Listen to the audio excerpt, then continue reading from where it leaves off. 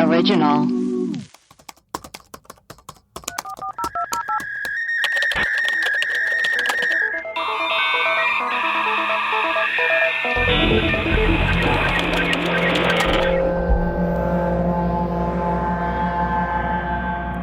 Hello and welcome to Web Crawlers. This is our mailbag episode where we read your emails and play your voicemails. I am Allie Siegel. I am Melissa Stettin. And I, Producer Maria. Cool. Hell yeah, you are, baby. Let's start with some emails. I feel like we haven't read those in a bit. Here is one from Lori May called Continuing Dreams. Hello, Queens. Listening to the recent mailbag episode and the continuous dreams, and it made me think of something that happened when I was younger. I had a dream one night where one of the stores in my city was a different store. What if that was the whole email? Thanks for the pod. Bye. Yeah. And I remember the interior specifically because it was kind of off. A month or so later, I had a dream where I went to the same store and talked to the worker who remembered me.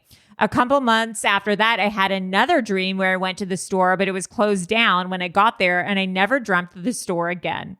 Just thought it was interesting and a good addition to the last episode. Hope you ladies are staying safe. You know what? I like it. Love it. Thank you, Lori. Yeah, I like it. Here's one from Julia. Subject is sexsomnia. Hey, girls. I was just listening to older episodes and came across your episode about sleep paralysis 2. About sleep paralysis 2, where you talk about sexsomnia. I just want to say it's real. Haha. My husband does this.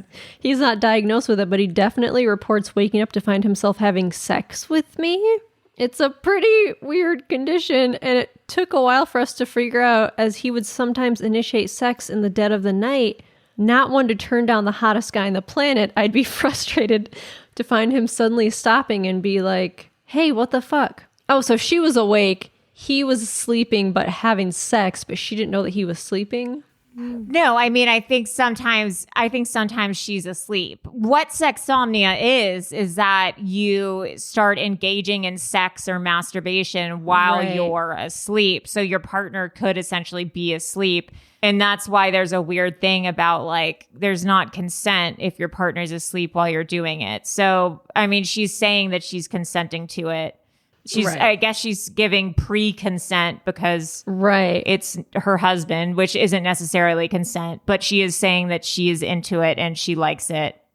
This is a weird gray area. Yeah. Or he thought that it was me initiating sex and brought it up saying something like, I was sleeping when we were doing that and I just woke up to you doing whatever. I was like, wait, that was all you. Well, I Googled it and diagnosed him myself. LOL, neither of us have a problem with it as we talked about it and we're both comfortable with it. If I don't feel like it's easy to swat his hands away, he usually just rolls over and goes back to normal sleep. To answer the question about what to do, it's actually pretty funny because he works so much and is often too tired. So I can creepily just say, that's okay, I'll wait till you're asleep. Oh my God. That might be way too much information, but there you go. I love your show. And with the freezing cold COVID and a new baby, your voices fill the maddening silence and insulate me from insanity, I think. I wonder if your baby was conceived in sleep. She has a new baby on the way. This is just wild. That was wild. Yeah. Wow. What a journey we just got taken on. Well, we got this one through Erios. Through the website. Yeah. Go ahead, read it. And they said, this is for web crawlers. I started to call in, but then I remembered that my voice sounds like someone stuck a 4-year-old up the nose of a 6-year-old and then made that kid talk into a fan while they had a cold. That's me. Cool. Anyway, about Topamax and carbonation. I was prescribed Topamax many years ago as like a booster to an antidepressant. It didn't work aside from making carbonated beverages taste super weird, like Allie said, so I stopped taking it. Fast forward to a few years later. I was obviously still crazy, so my doc tried a new medicine, Wellbutrin. Well, hello, that was super great until I was driving in Center City, Philadelphia. You've got to be kidding me right now. Why? Why? Who is this email from? Alicia? I'm looking at another email right now that's about Wellbutrin. No way. Melissa, open up the Elisa Lamb thought email. Yeah, that's the one I was just about to read. Weird. It's another email about Wellbutrin. Well, hello. That was super great until I was driving in Center City, Philadelphia, and it caused me to have a seizure, lose consciousness, drive up onto the sidewalk, and almost kill a bunch of people. Oh my God. By the grace of coincidence, I didn't hit anyone, but guess what I got prescribed to control seizures? Topamax. Oh, Simba, it really is the circle of life. BT dubs, they call it Dopamax because it makes you really numb. So that's my excuse for this email. Just be grateful that it wasn't a 4-hour-long voicemail. That's all I have to say about that. Dang. True. Melissa, read this other Wellbutrin email. This is crazy. Subject is Elisa Lamb thought. Hey guys, love the pod so much. Truly look forward to your episodes. In your episode today, you mentioned that Elisa Lamb was taking Wellbutrin. As someone with depression, but with a family history of epilepsy, I was not recommended to take Wellbutrin, even though I've never had a seizure because it has a minor chance of causing them. Yeah. Wow. Like the person who just emailed in. I know seizures can cause brain fog and make people act in ways that are kind of unexplainable. So that kind of stood out to me. Maybe Allie would have more insight since she has epilepsy, only if she feels like sharing her insights, though. Love your pod so much. Thanks, Shannon. Wow. That's interesting. There's a bunch of drug interactions with epilepsy and epilepsy medications that you're not supposed to take, which is why I take Prozac, because Prozac is fine with epilepsy and my epilepsy medications. I'm confused about how this relates to epilepsy and Elisa Lamb. Okay, well, I'll just answer the question that, yeah, I also don't take Wellbutrin because you're not supposed to if you have epilepsy. So I don't know. I guess I don't know how to relate that to Elisa Lamb. Because she was taking Wellbutrin and maybe she had undiagnosed epilepsy. There's no evidence of that. And she didn't have any seizures or anything like that. So, I mean, someone having brain fog doesn't, I mean, yeah. I think most of the population has brain fog. Also, epilepsy doesn't make you act in ways that are unexplainable. Well, that's just my personality. That's separate from the epilepsy. That's my mental illness. Yes, that's your mental illness. Here's an email from Maggie. The subject is Hometown Killer and Basement Ghost. Ooh. Hi, Allie and Melissa, and more importantly, Maria. No. Pretty sure I had an encounter with something during a sleepover at my friend's house years ago. In the middle of the night, my friends and I were sleeping in the furnished basement, and when I woke up, I felt a weight on my chest. It felt like someone put their foot there, but wasn't pressing down. I waved my hand in front of me. Since my eyes were still adjusting to the dark to see if one of my friends was pranking me, I felt nothing. I turned over on my side, and the invisible force went away. I never told my friends this because it happened once and was very brief. I have always been unnerved by basements, no matter how nice they look, because they're underground and cold and have dark corners, at least the ones I've been in. Anyways, I recently learned about a serial killer who was active in Rochester, New York, where I grew up, called the Genesee River Killer.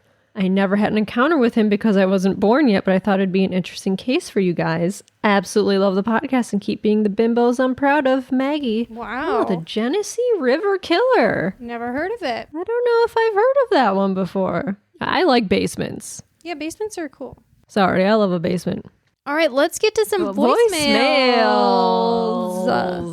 Here we go. Hi, this message is for the web crawlers. Hi. My name is Donna, and Hi, Donna. I'm just listening to the Mysterious Lead Mask episode, and I had to pause it and call you right away. Ooh. Because it was an episode of Lost where they were paralyzed and buried alive. It was, Yes. I think they were bitten by a spider. They ended up, like, everyone thought they were dead, so they ended up getting buried alive. But I feel like they were shady anyway.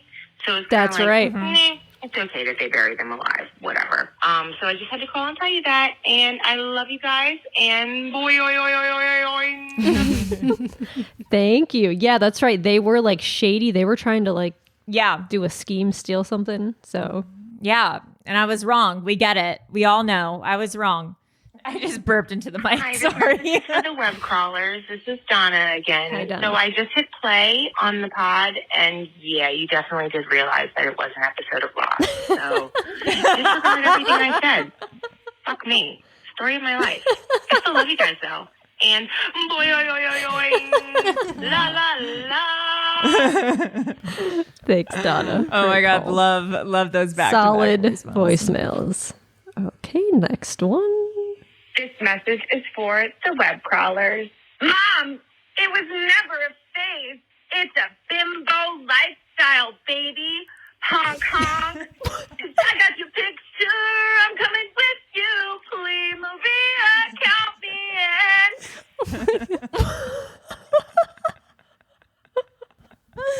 in. Wow. I don't know what it is, but I like it. Wow.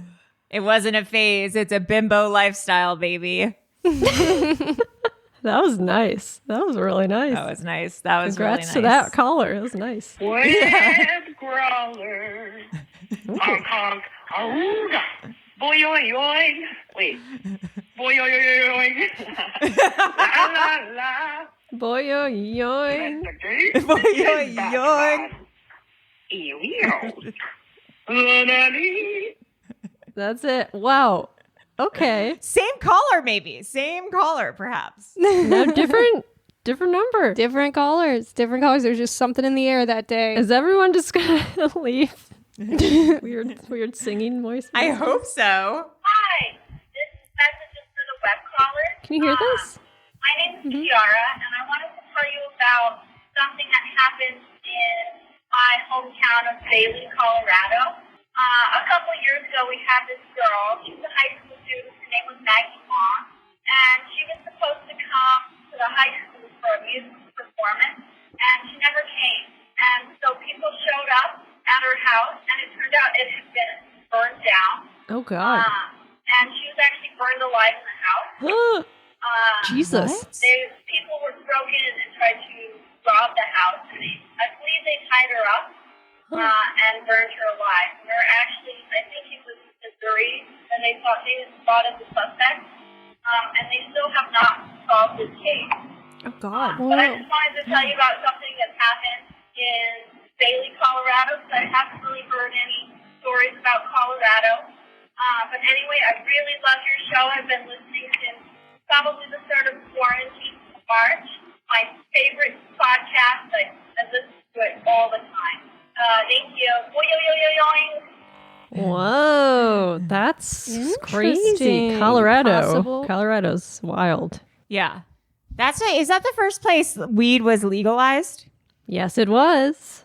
That wacky tobacco? Everyone's overdosing on weed and going crazy. They're ODing on the weed.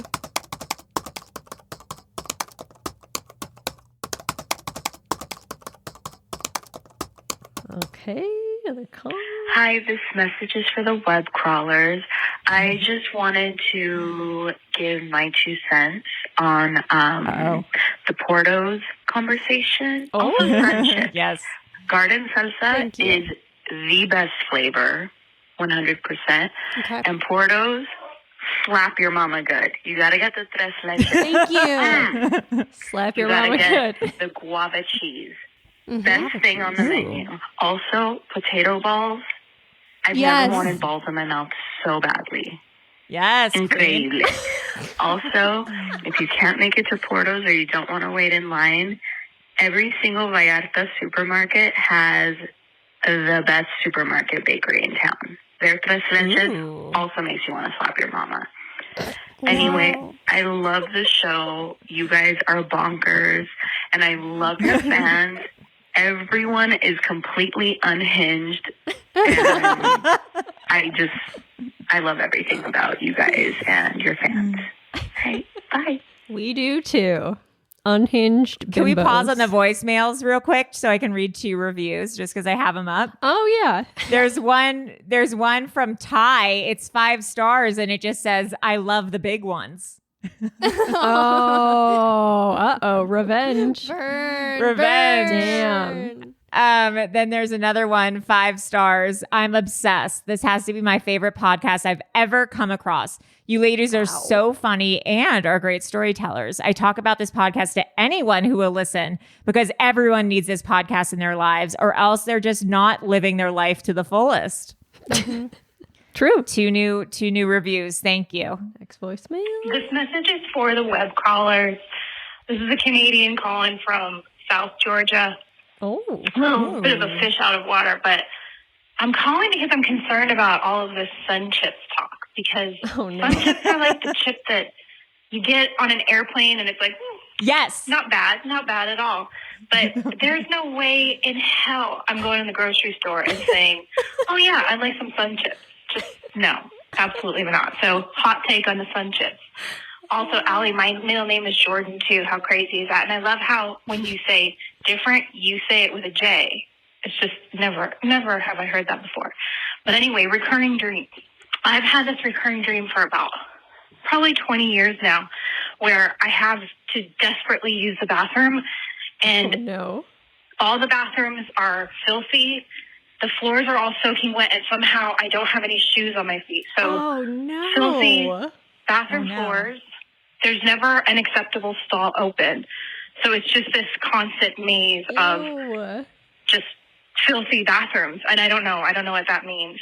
And then this isn't a recurring dream, but I did have a dream one time that my boyfriend proposed to me and the ring box was empty. So I'm not sure about that. But anyway, love you guys. Hey, Jeb. Thank you for your call. Middle name Jordan. Okay. Hello. I am calling on behalf of the Web Crawlers podcast, and I am calling from in my car, so I hope you can hear me okay. I've been meaning to call for a while. I have a lot of topics that I've been wanting to mention and discuss with you guys. Some of them are about the lost colony of Roanoke. I grew up on the Outer Banks of North Carolina, and I learned so much about it, and I'm really glad you guys talked about it.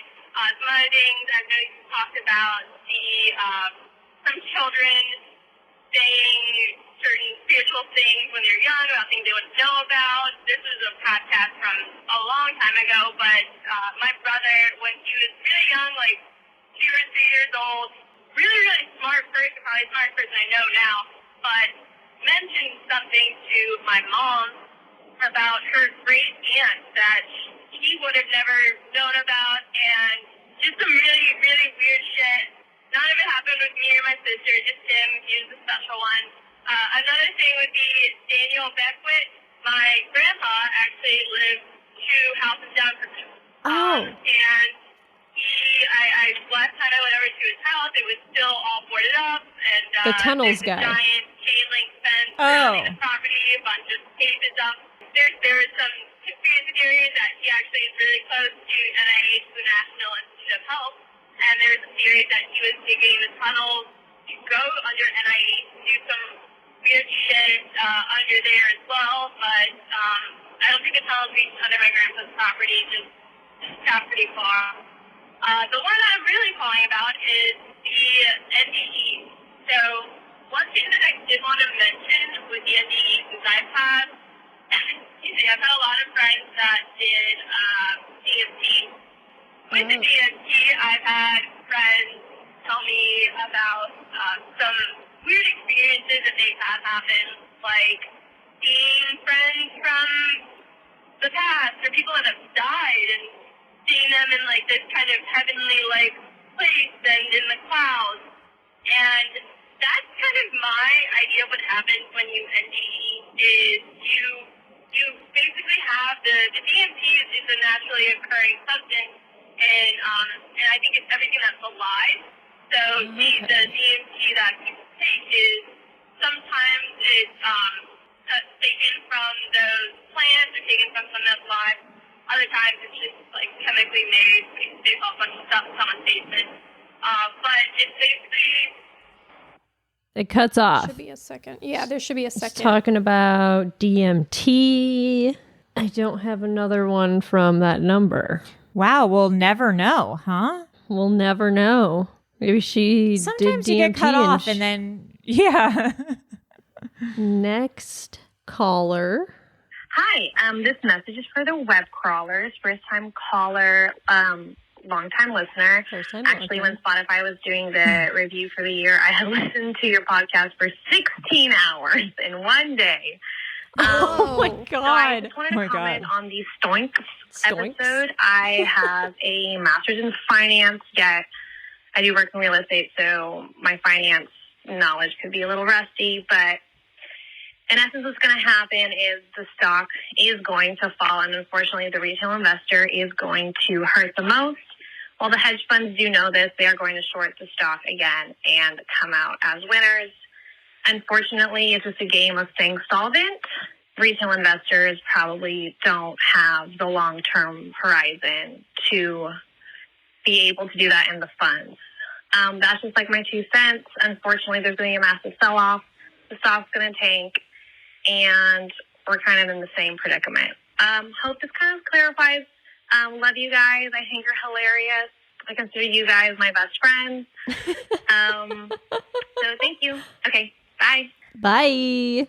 Yeah, that's what happened. The stock price went down, and then I think the investors shorted it, so they made more money. It's just a vicious circle of just get doggy coin.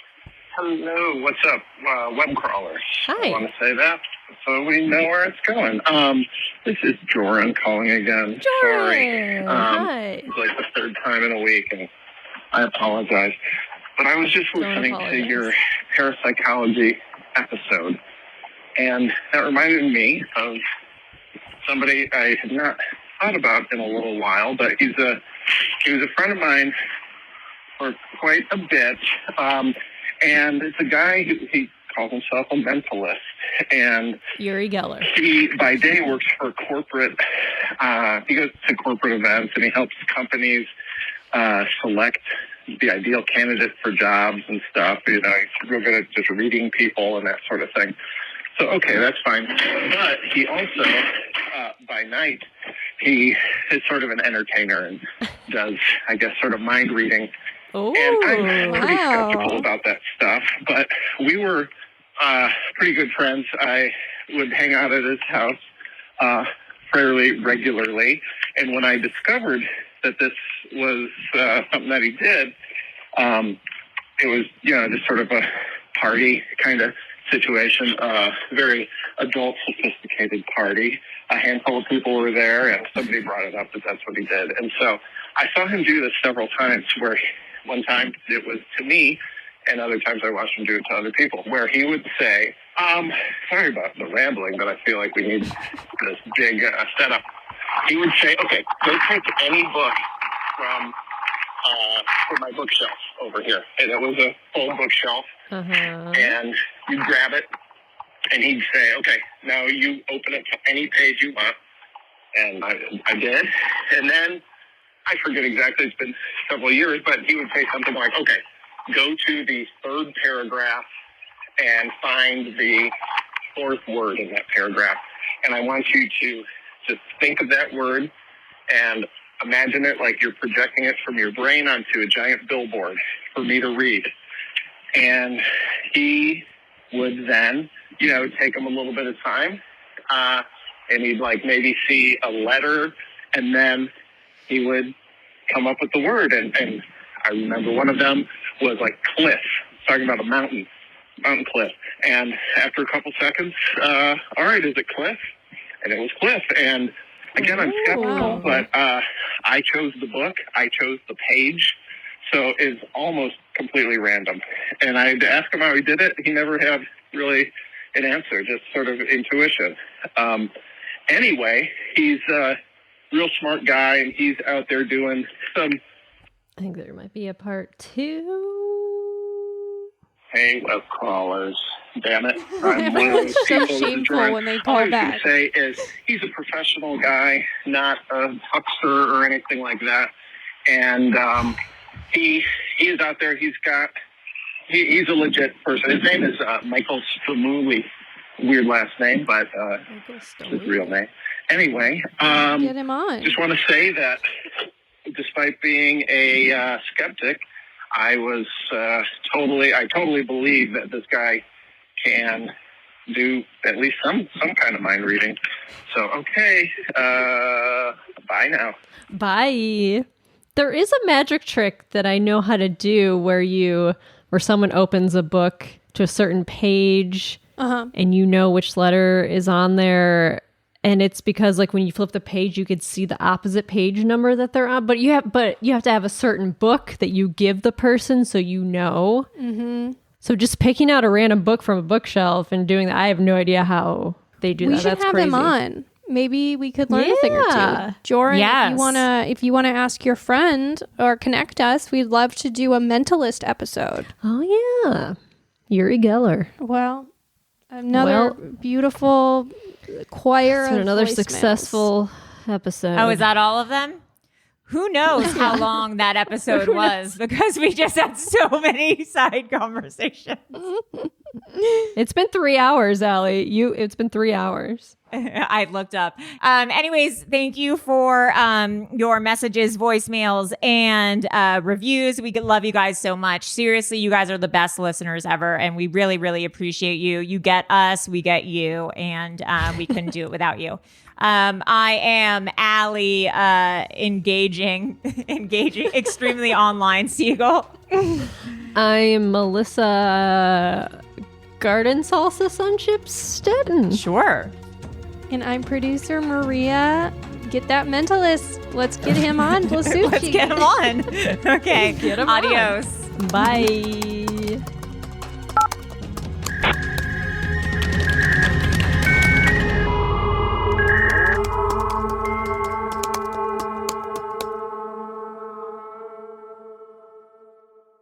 An Erios original.